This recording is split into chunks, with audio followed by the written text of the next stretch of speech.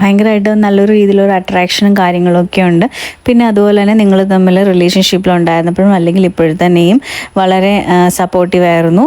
നിങ്ങൾ ശരിക്കും പറഞ്ഞാൽ ഒരു മദർലി നേച്ചറും കാര്യങ്ങളൊക്കെ തന്നെയാണ്. എല്ലാ കാര്യത്തിനും നിങ്ങൾ വളരെയധികം സപ്പോർട്ട് ചെയ്തെടുക്കുകയൊക്കെ ചെയ്തിട്ടുണ്ട്.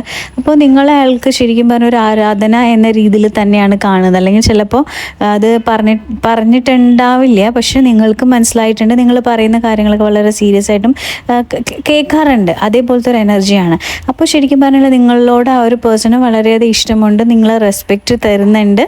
പക്ഷേ എന്തൊക്കെയോ കാര്യങ്ങൾ കൊണ്ട്, അതായത് അയാളുടേതായിട്ടുള്ള ചെറിയ ചിലപ്പോൾ വീട്ടിൽ സമ്മതിക്കേണ്ടാവില്ലായിരിക്കാം, അതല്ലെങ്കിൽ എന്തെങ്കിലും ഫിനാൻസ് പ്രോബ്ലംസ് ആയിരിക്കും.